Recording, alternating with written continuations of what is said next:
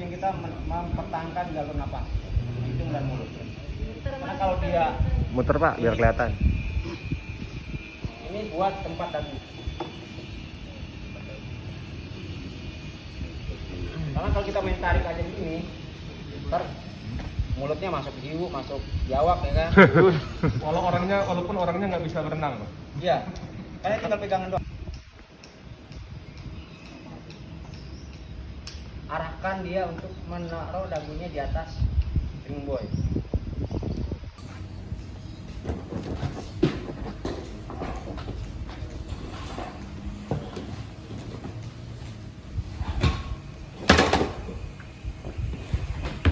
Membalikkan perahu yang kembali, flop.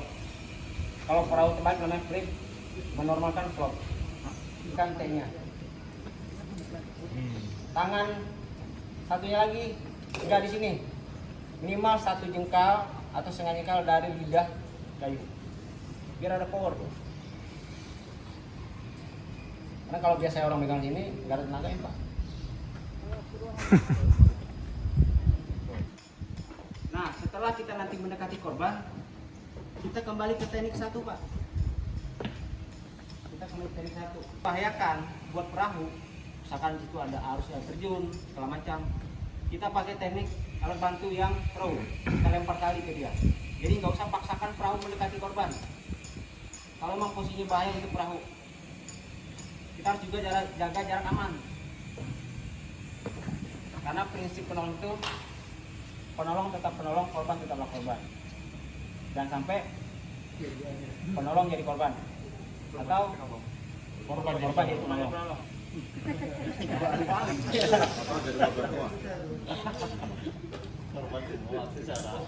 Sampai sini paham ya? Teknik ketiga ya? Paham? Sampai teknik ketiga ada pertanyaan? Kawan, kita dipeluk tenggelam 2.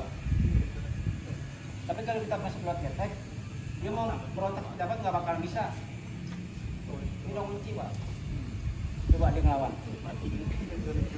Ya kan? Udah tenang udah. Udah Pak, tenang, saya mau menyelamatkan Bapak. Udah kan, tenang, baru kita pinggir. Ya. Nah, untuk ini Renang juga gunting. kita harus memahami teknik defend and release.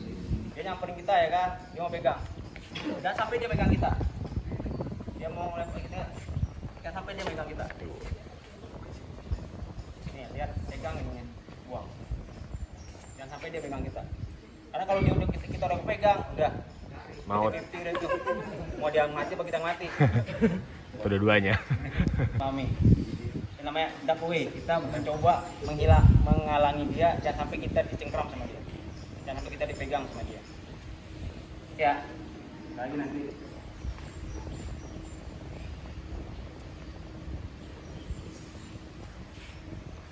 Leg block atau menahan dengan kaki. Light block. Dia mau nyamperin kita. Jangan ditendang Pak, tapi tahan, dorong. Tahan, dorong. Tahan, dorong. Tahan, dorong. Kan mungkin pakai PDL dan dorong ya. Contoh. Ditempel dulu, didorong aja. Bukan ditendang ya, tempel dorong. Tempel dorong. Pastikan dia jaga jarak sama kita. Kalau itu sudah terjadi, kita langsung ambil posisi pinggir Pak. Pinggir, pastikan kita di belakang dia. Langsung ambil. Karena orang tenggelam tuh dari belakang, jangan dari depan. Kalau kita dari depan, mau lagu apa juga pasti kena. Ya Pak? Siap. Dari belakang, kita berenang ke pinggir, ambil posisi. Kalau silat mah tinggal ini ya kan. Oke, paham situ Pak ya? Siap. Jadi jangan dia dari kita. Sama lah kayak jurus silat Pak. Ya kan? Tahan, dorong. Namanya silat air tuh. Silat air. Dorong, pakai tangan kita, bahunya dorong. Nggak bakal menyakiti dia ini Mas. Oke Pak ya. Ketika dia udah lengah dikit, kita ambil posisi belakang lagi. Elbow Nyelam di lift. bawahnya Pak. Nyelam di bawahnya, lempar dia.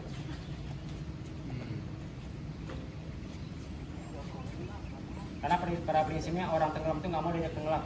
Jadi tenggelam nggak mau. Dia intinya dia mau menyelamatkan hidung dan mulut dia tetap di atas permukaan air. Kita tolong nih, pasti kita tenggelamin dia, biar dia menghirup udara. Pasti begini kan dia. Kalau bapak nggak bisa, coba nanti berpasangan dan tenggelam-tenggelaman. Pasti salah satu orang yang paling kuat pasti dia pengen di atas. Iya.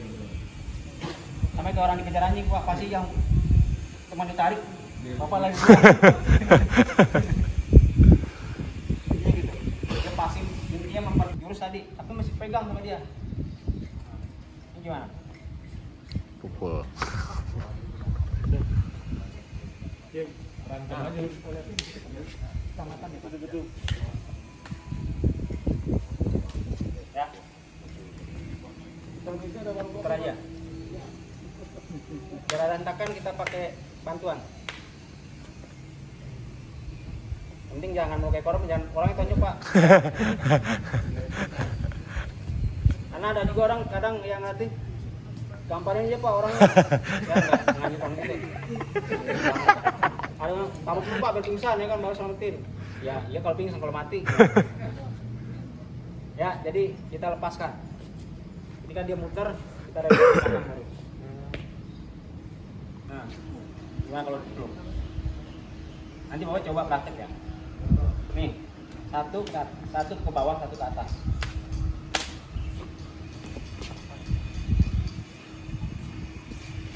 Karena kan pelukan orang yang tenggelam itu pasti kencang. Caranya biar gampang terlepasnya, kita ajak dia tenggelam dikit. Karena orang tenggelam nggak mungkin mengikuti kita tenggelam juga. Ayo kita tenggelam aja. Kita juga lama-lama dilepasin. Ya. Kalau nggak dilepasin baru barengan. Kita turun sambil lepas.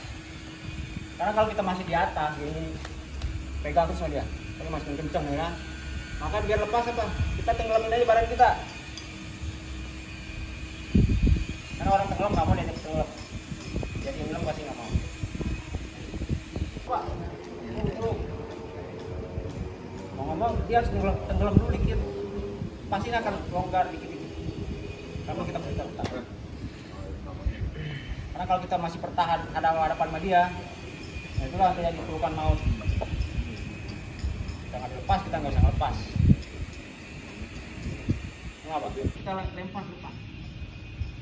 Jadi dia ngolong di atas kita lari ke belakangnya. Jadi yang modelnya seperti Landing ini, craft rubber ya. Tahu karet. Namanya LCR. Nah kalau yang untuk di sungai itu bentuknya oval, itu namanya riverboat, ya, perahu sungai. Gitu. Perahu sungai. Kalau ini LCR, landing craft rubber, ini perahu untuk pendaratan. Nah bentuknya hurufnya seperti huruf D gini ya. Jadi ini yang belakang. Nah di dalamnya ini dia ada lunasnya pak, namanya lunas. Dia seperti pisang, ya. Seperti kayak apa namanya dalaman ikan tuh dia ada biasanya. Nah Di bawahnya ini ya Pak? ya di bawah deck ini. Oke. Nah itu fungsinya adalah untuk pemecah ombak. Ya. Gitu. Dia untuk pemecah ombak. Jadi ketika dipasang deck seperti ini, dia akan mengembung bawahnya. Dia nggak bisa rata kan? Ini. Nah itu pemecah ombak. Ya. Terus kita mengenal bagiannya, di sini ada boat line, ya, tali perahunya. Biasanya ini digunakan, nah bisa selain bisa untuk angkat juga, ya. Yang fungsi utamanya adalah ketika dia menggunakan mesin kita bisa pegangan dengan tali ini. Ya. Jadi nggak mungkin kita pegangan ke luar. Terlalu jauh. Ya. Ini line boat. Nah biasanya di sini ada apa namanya kita masuk ke sini. Ini bagian-bagian ruang udaranya. Ya, jadi kompartemennya, ya di dalamnya yang tadi dibilang, kalau misalkan di dalamnya sudah bocor, maka ketika dia tertusuk dari luar, dia akan bocor semuanya, akan kempes semuanya.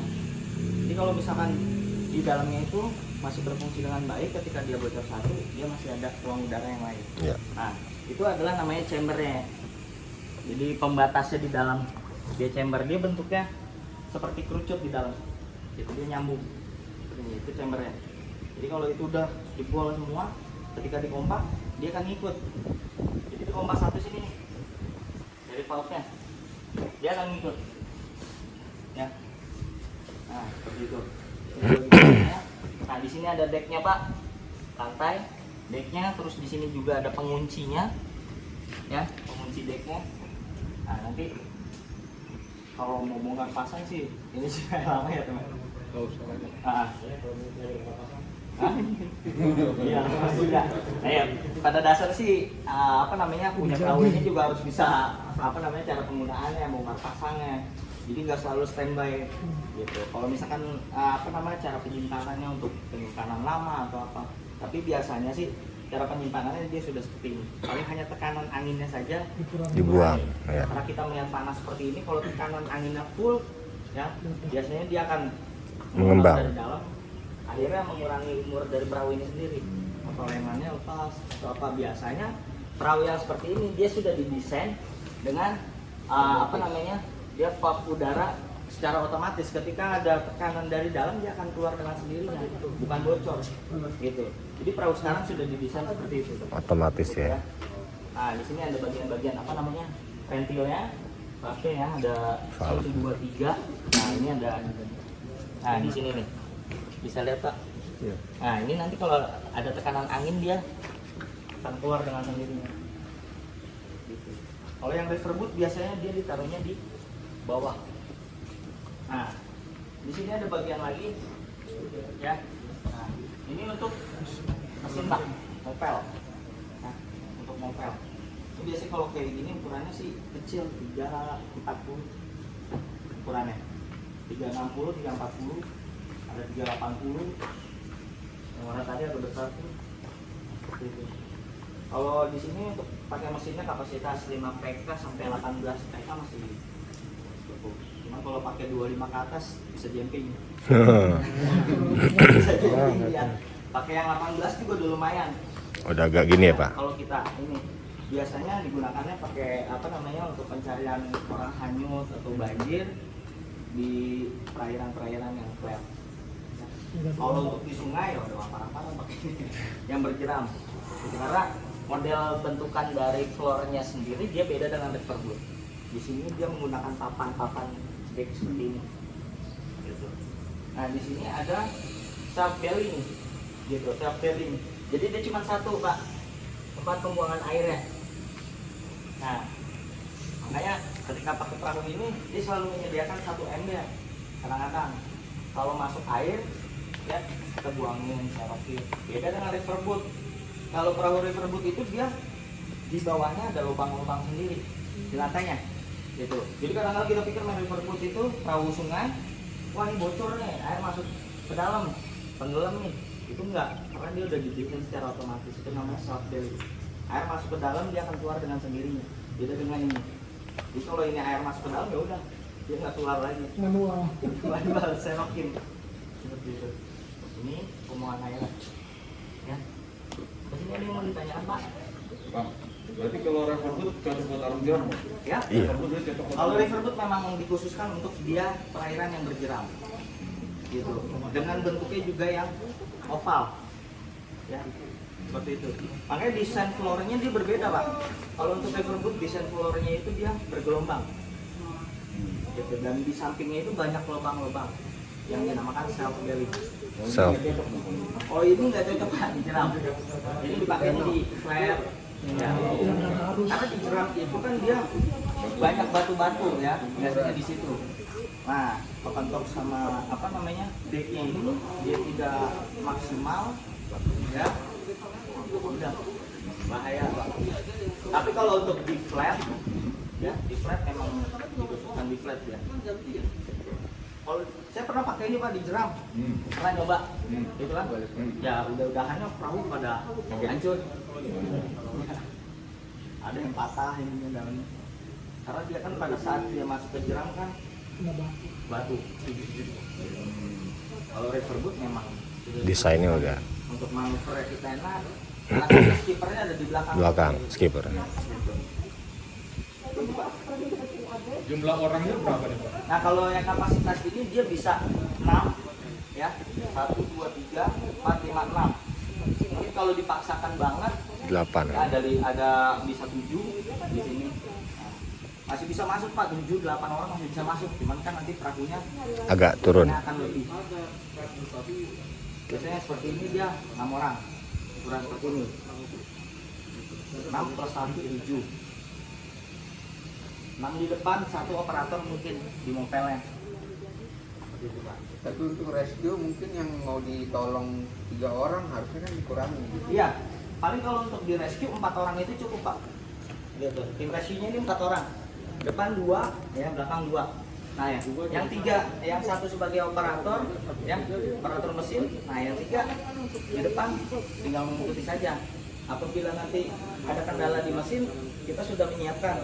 Nah, ini ya, lalu disediakan untuk naruh dayungnya atau kendala di standby kan di sini. Masukin. Nah, jadi kalau misalkan dia ada kendala lagi, jadi dia udah bisa dipakai. Jadi manual ya dayung.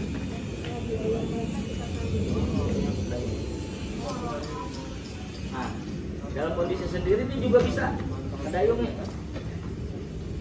Gitu. Nah, didesainnya aja. Kalau untuk menggunakan perahu sendiri dia bisa kayu. Nah, di sini ada tempat bangkunya juga. Nah, ini ada bangkunya. Tapi biasanya kalau menggunakan mesin jarang dipakai bangkunya, Pak.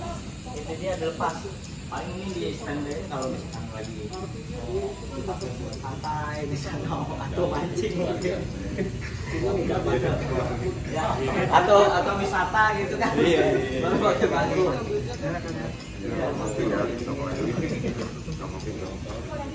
Jadi kalau di dunia kayak putih cuma ada 2 tadi, yang dia sama ada permut. Iya, Nggak ada lagi ya. nggak ada.